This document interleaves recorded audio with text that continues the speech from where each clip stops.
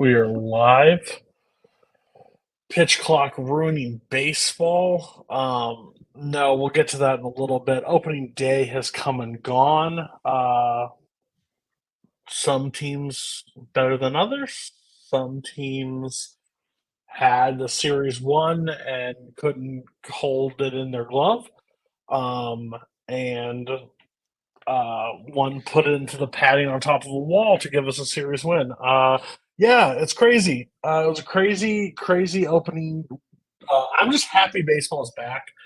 Above all, I text Scully throughout the week, especially the weekend of like we had our ups and downs, especially in the Red Sox series against the Orioles. It was never like clear and decisively ours. Um, that team is pesky as shit. Our team is pesky, so it was fun. But we have a lot of stories to break down, some buys or sells, some panics, some what's happening. But first, Scully, how are you? I think your headline kind of says exactly how I think Red Sox Nation is feeling right now. But how are you overall? I'm actually going into Friday. I wasn't feeling too great. I'll be honest with you. Pitching wasn't great. Kluber didn't look great. But again, look, game one of 162, long season ahead of us. 2021, we got swept by the Orioles at home, and then we went to the ALCS. So, Yep. Opening weekend, honestly, we've seen past years. It doesn't mean shit. It really doesn't mean shit.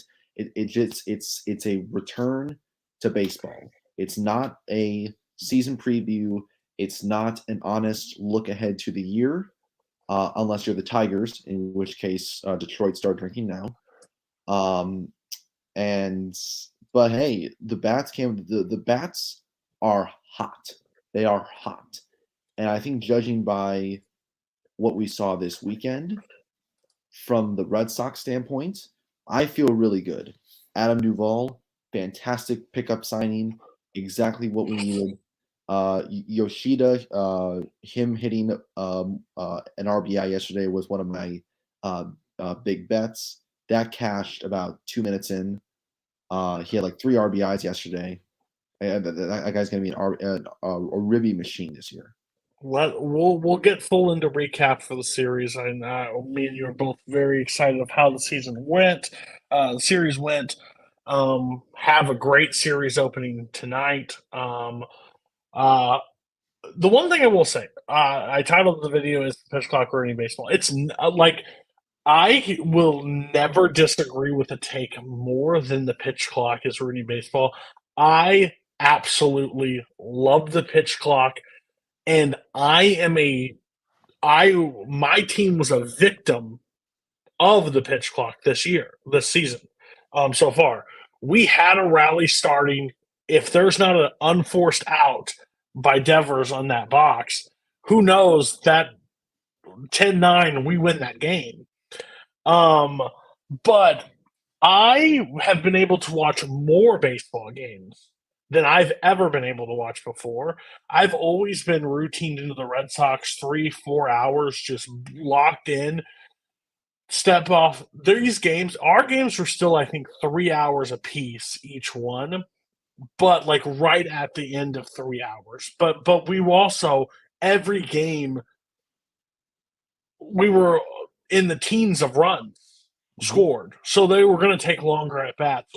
Every pitcher basically in the first inning gave up 30 pitches, so it was long at that point. And I think the pitch clock ruined some pitchers. We'll get into that later. But my overall thoughts: the pitch clock. Um, I don't know. The one thing I don't like personally, and I will get your take on it, maybe the pickoff rule pisses me off more than anything because Mm. people are stealing at an insane rate. And that's what I We was gave gonna. up Yeah. so many stolen bases, and it was not Reese McGuire's fault at all. It's the timing, it's the clip, and they were just able to just run and gun. But one Well, point we were walking and they were on third by pitch like five, and that was the most frustrating thing to watch. Your thoughts? yeah, there was a Passon just tweet. He tweeted out this morning. Last year's opening weekend, there were 43 attempted stolen bases.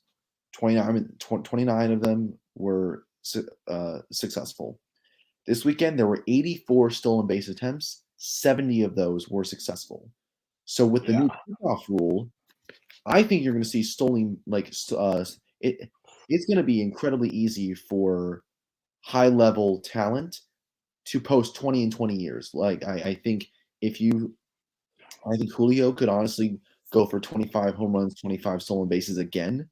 I think Oh, you're going to probably get beyond that. yeah, We might enter crazy you're, territory. you're like Acuna might go 40 and 40 this year if you know if he I think continues to. Cedric Mullins had 3 to 4 in our series, maybe Well, more. and with the timing in general, the average time of game in opening weekend last year was 3 hours and 9 minutes.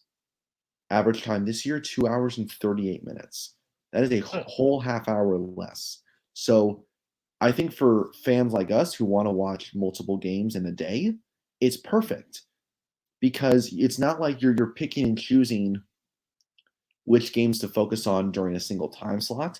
You are able to watch multiple games in an aspect. On opening day on Thursday, it was perfect. I was able to watch a half inning of Red Sox Orioles, half inning of Brewers Cubs, half inning of Nationals Braves, half inning of Giants Yankees, and just cycle between the four without missing any action. And sometimes you would go into an inning and there's already like an out recorded. Great. But you're not going to miss any of the good solid action. I think that the pitch clock, it's going to especially root out batters who get out quickly, but for batters who know how to take pitches, stay ahead in the count, you're still going to get longer at bats, but it's not going to be a 17-minute at bat. It's going to be more like a 3 to 4 minute at bat. Yeah, and I think like the big things to take away from this, like I've talked to casual fans that just like they got into the game because of the pitch clock. I put it on at work for one of the games. I'm like, man, this seems like it's flying, and I said it is because they're not wasting. And the thing is, people say like you're in the baseball, just enjoy the baseball. I enjoy the sport of baseball. What I don't like is just sitting around just doing nothing. Like I don't care if you're striking out 45 times. I don't care what it is. I just want movement. That's all I want. I've always wanted it. I'm not a baseball fan because of the slow grind. I'm okay with a pitching duel going 18 innings if it has to, but to get there in less time now, why not? Your batters were taking advantage, pitchers were taking advantage. They were both.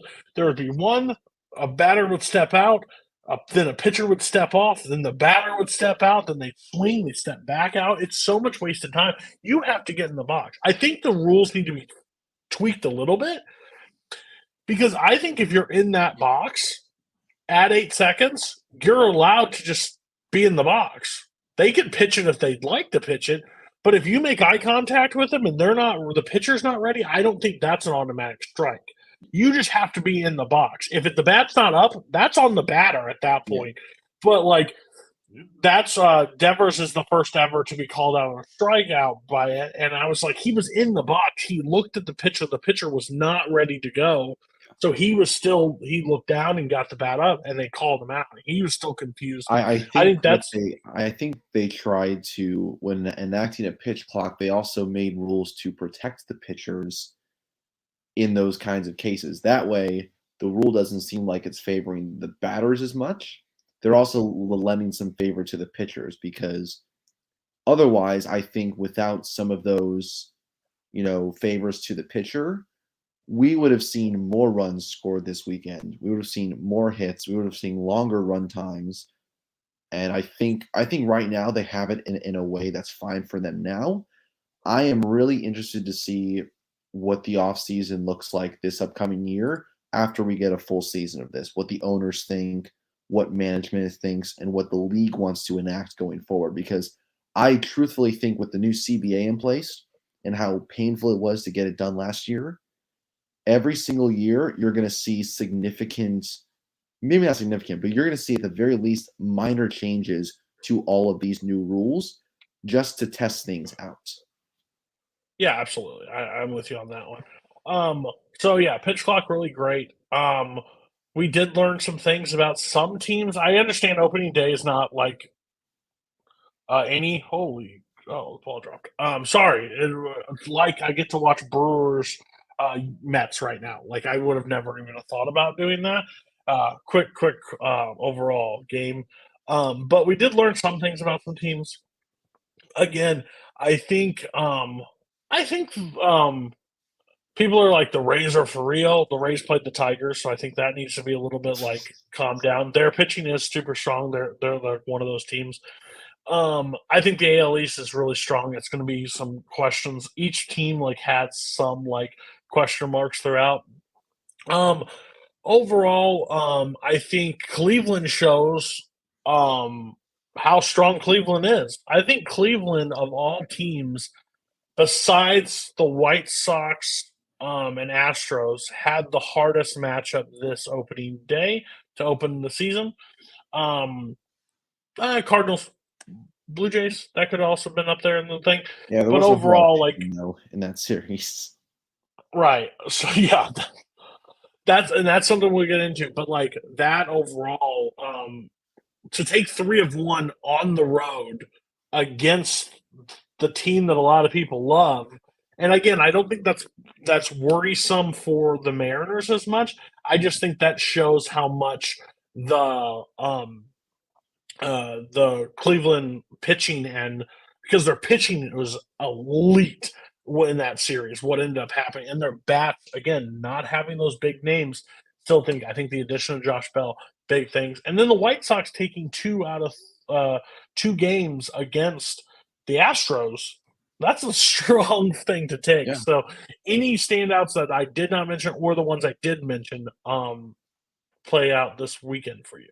Yeah, I think Tampa, we need to temper the expectations a bit because again, Detroit might end up being the worst American League team. That's not maybe not that bad, but definitely down there with Oakland and KC at the end of the season. They do have a very strong rotation.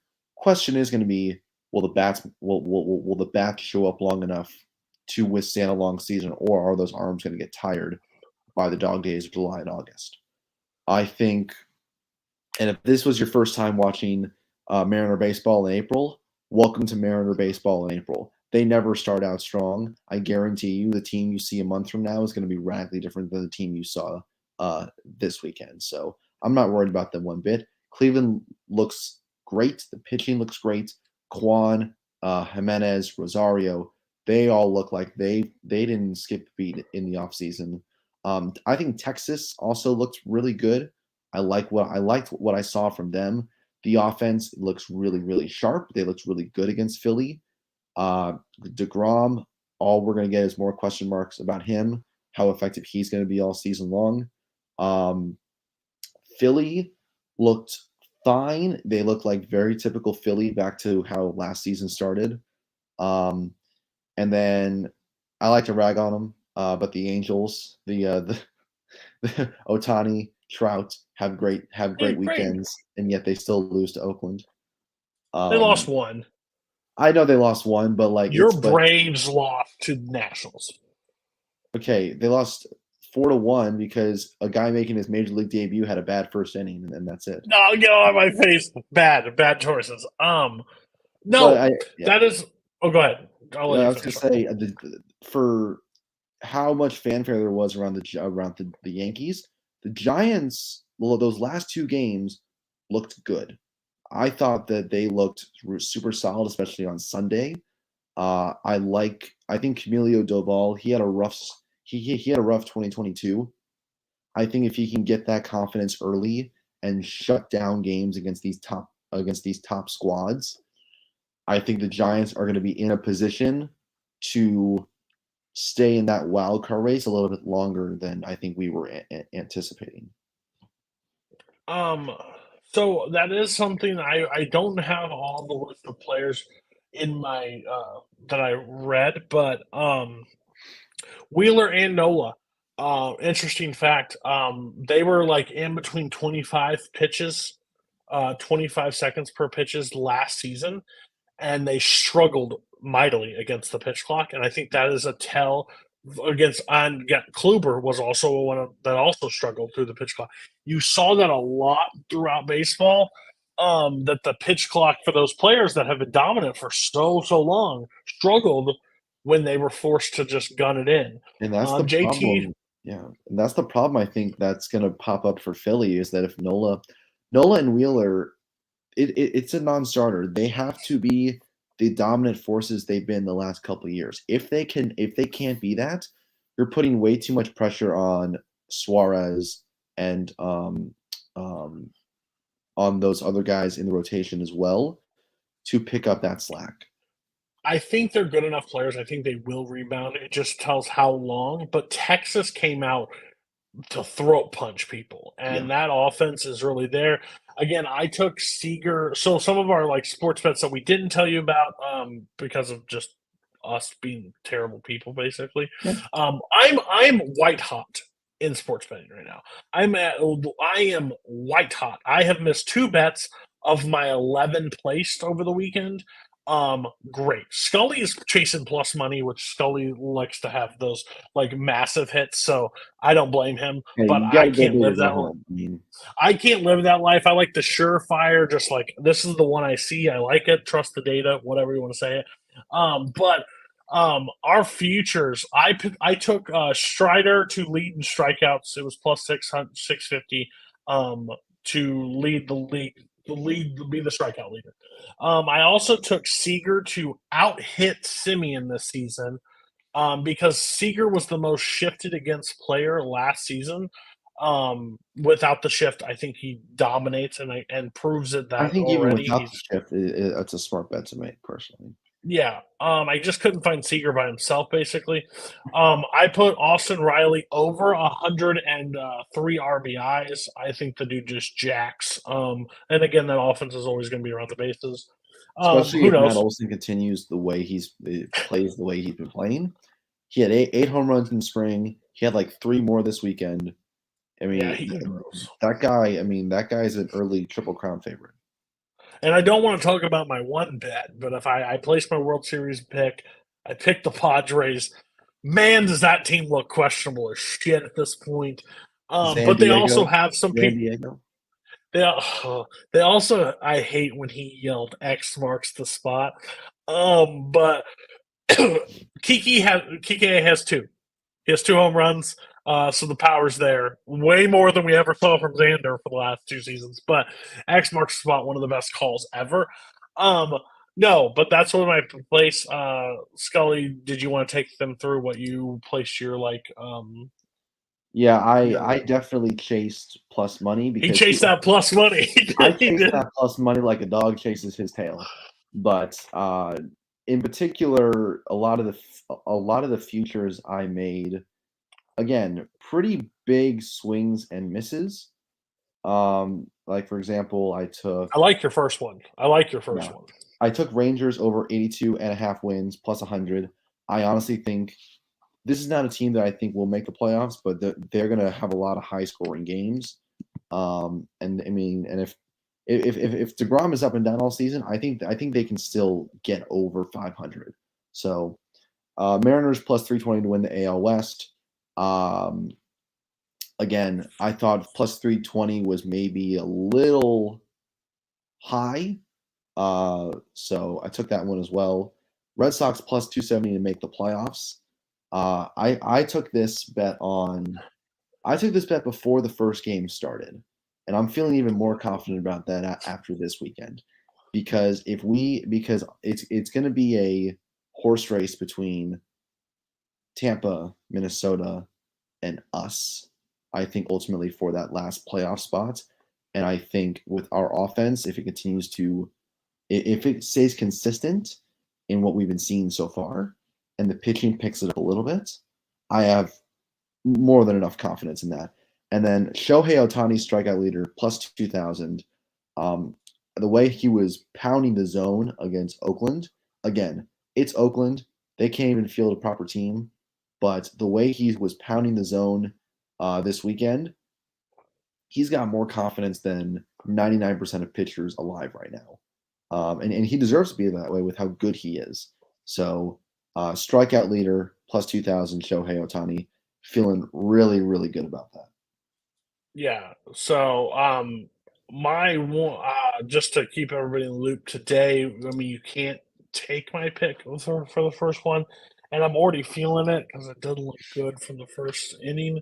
But I did have Freddie Peralta over 4.5. I still strikeouts. I think strikeouts, if you get a 4.5 line, regardless, players can just run into 4 strikeouts. I just think it's like they can run into 5 strikeouts.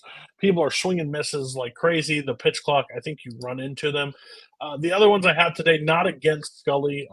I'm not doing everyone that I had against Scully because Scully didn't bank as many against me. I'm just doing basically 3 to 4 a day to see how I do for the season.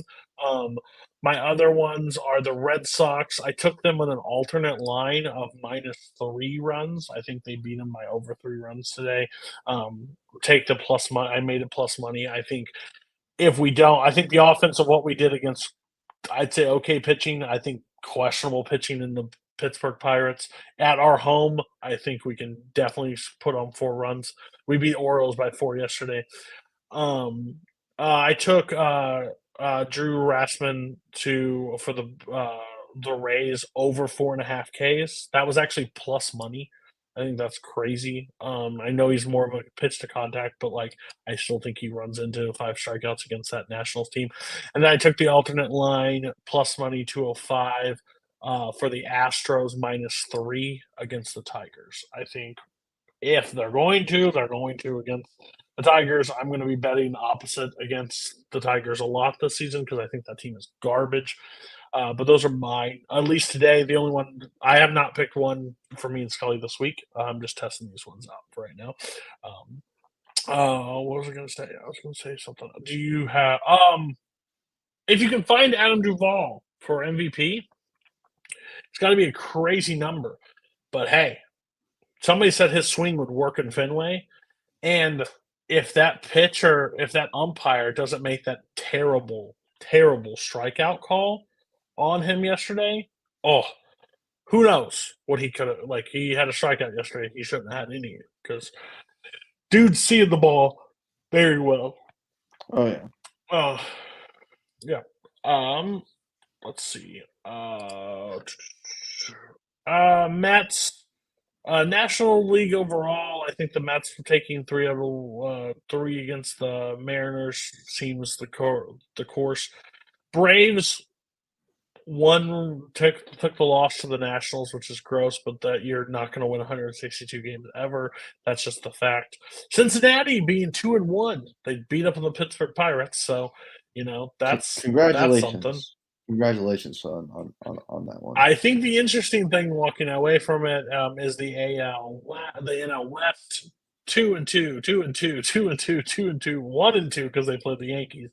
But yeah, those teams for Arizona to take 2 against the Dodgers straight off is just part of the course. A lot of people are big on them. A lot of people like them. A lot of people think Well, they I think especially because a couple those games were not high scoring. They were close, competitive, low scoring games for the majority, and then Arizona just pulled away at the end. So this is a young, scrappy team that's going to win a lot of weird games over the course of the season, and they're going to play spoiler to I think both the Padres and the Dodgers. I would not be surprised if Arizona single handedly decides who wins that division versus when yeah. it comes to head to head.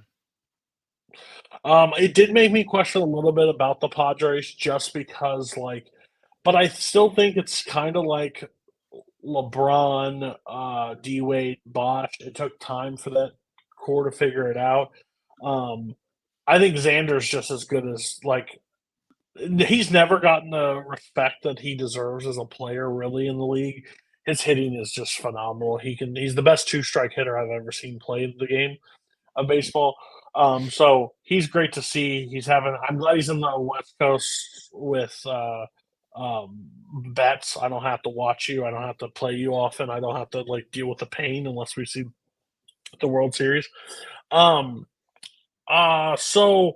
we'll switch over. We'll do the look ahead. look ahead of what's coming up this week. I think the marquee matchup for this weekend. There's to start the week. I think there are two that I'm fully excited to just sit and watch. Besides my team, obviously. Um, and you may disagree with me. I'll get your take on it. But I think the two watch is Philadelphia versus the Yankees. I think that's just if you're going to rebound, you need to rebound. I don't think you can go forward. I think you can afford it's baseball. Of course you can. But you don't want to start your season where you could easily go down to Nestor Cortez is one of those pitchers that is also struggling with has struggled took a lot of time in between pitches last year. So we'll see how he does. Oh, and the Cardinals and Braves, I think, is the marquee matchup. I think those two are juggernauts. It's going to be fun. I think the pitching is scary for St. Louis at this point because I don't know what they can trust or what they can hope for. What are you looking forward to as the first start of the week? Yeah, I think that Cardinals Braves matchup is super super intriguing from a pitching perspective because you're not gonna have the you're not gonna have guys who would start in October aside from Morton and Max, guys who play in October are not going to be pitching in these games. So this is going to be decided by the bats. So I would look at some high scoring matchups. This one, Would you um, take the over? I would hammer the over on this series. Or Yeah, I would hammer the over. Um, that's kind of funny for the Tigers to beat the Astros in this series. That's plus 370 for the Tigers to beat the Astros in the series. Do you think you just sprinkle a little bit? See? Throw a few bucks on that, just see what happens. I'm just saying, Barstool talked about it as like riding like the Astros, and no, the A's and the A's, Nationals, and Rockies money lines all season long, just dropping a little bit and see if you walk away with plus money. I think you would, especially with Rockies taking With the, two of two, yeah, 2 of 4. the That's one crazy. the series I'm honestly really intrigued about is it's not high profile, but Minnesota Miami, Yeah. uh, at Lone Depot Park. We get to see Arias lead off against his old team. I believe we're also going to get to see, Are yeah, we going to Pablo see Pablo? Lopez. Pablo is starting on Wednesday against That's Luzardo. baseball. That's So baseball. Wednesday, 1:10 first pitch. You're going to see Lopez versus Arias in opposite unis. That's going to be a really fun matchup to And see. I watched a lot of actually Mets Marlins, and I will tell you, Loria is stupid. Like there's balls out of the zone, and he's just forking them up the middle. Like it's got to be one of the most frustrating pitcher when you're like, this is a waste pitch, and he's just taking it. And again, some teams moving away from that. They needed pitching more than they needed that leadoff guy. They thought. By the way, if you're not watching Brewers Mets, Vogelbach, Vogelbach ripped it down the line, just chugging, thrown out at second, just top, gets his cleat stuck in the dirt and just out to dry while Willie slaps it right on his head. It was gross to Yeah, watch, but but hilarious. yeah, But but the hilarious. marquee series for this weekend, I'm looking opening night at Truist Park, Padres Braves, 4 game set. You're gonna get, I mean, Oh, starting off on Thursday, you get Strider versus Snell. ugh. Friday you get for Friday You you think that's probably, marquee? yeah, I think that's marquee, especially that When did first game. Snell? What? Snell's nothing anymore. No, I'm just saying Strider against that Padres lineup at the home Oh, opener. That's what gonna a be sick game! Like that's gonna be awesome. And we don't know if Freed is gonna be out for an extended period of time. But we are gonna. he's But definitely going again, to hit the IL. he is going to hit the IL, but you also have Martinez, Waka going on Saturday, and then Sunday it's How did Walker do? Waka, I believe. What Oh, did because he pitched on Saturday, I think, if I'm not mistaken. Waka. Yeah, no, Waka. He got the win. I think he only allowed 1 or 2 runs. He pitched 4 scoreless. He was scoreless through 4. He gave up a run in the 5th, and I think 1 in the 6th, and then that was it. Wait, I have an extra question. Are you telling me that you're not tuning in Thursday to watch the Red Sox face the Tigers, Turnbull versus Sale at 2:10, at 12:10? Look, one of 2 things is going to happen. Ooh, Javi I'm gonna Baez, vomit. Javi Baez is going to break his leg on a Sale slider, or he's going to hit that very same pitch 450 to dead center. There really is no in between with what can happen in that matchup. Again, I think Sale it was rough to start, but he picked it up a little bit. So I said a little bit. A little bit. Sale literally quotes, "I've never been more embarrassed in my life" on it. And guess what, buddy? I was just as embarrassed for you. Yeah. What I will say, because we always run this back to the B, we don't have Whitlock, we don't have Bello. Those are, and we don't have Paxton, which we don't know what looks like at this point. We have more things in the arsenal if Sale can't go. So I think Whitlock and Bello will be great additions. But overall, Houck was looking 50 pitches through 5 innings. I'm like, let's go. 2 moon shots. And I was just like, I can never have happiness. Like, I can't have happiness. Here's the thing: if we don't go 6-1 this week, 7-1 this week, pack it up. You have the Pirates and you have the Tigers. You have 2 of the worst teams in baseball coming up. If I just sit through another, if we drop 1 game each, whatever, but we should not drop any. We have a 4-game series against the Tigers. Against the Pirates, it should be 3 wins with 3 O'Neal Cruz homers as the only offense for the Pirates, and I will. Don't you ever? I don't want a home run at all. I don't want a home run at all. I will say O'Neal Cruz homers could cure depression because they are punished. I think two Red Sox fans. Some people might want to know our thoughts on the lights. I like them. Okay. I don't want them at every home run. I just want them on walk-offs. Yeah, I think walk-off or hits. Yeah, any walk-off in particular is fine. Or if we're bringing out Whitlock for the 9th or Kenley for the 9th, I think it's great in late game scenarios. I don't want them after every home run because the way our pitching is going, those lights are gonna the electricity bill is gonna be more. It's gonna be so high. John Henry will not spend another cent on this team.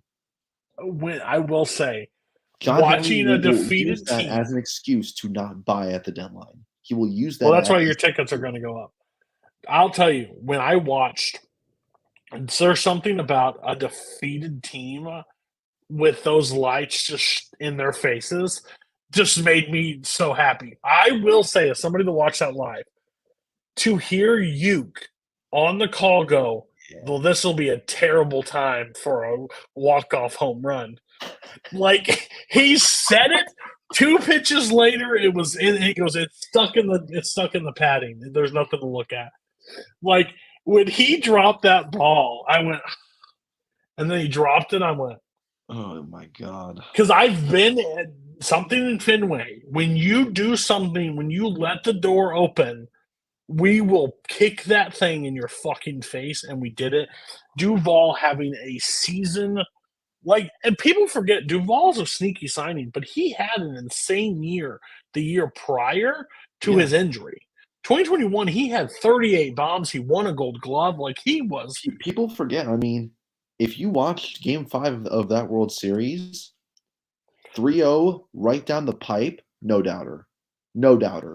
Almost if not for an Astros explosion of runs in that game, that would have been probably like the best moment of that season in We baseball. have we have we just have a feisty team. I'm really excited for the overall season. I think big things will be able to come from us. Um, who are the Yankees facing this? They got Baltimore coming in for the weekend, and they're playing Phillies. They have a hard start of the lineup. Again, I still think the Yankees have certain issues that you saw where they played. Runners on base, losing in the rain, like double play, not scoring when runners in scoring position.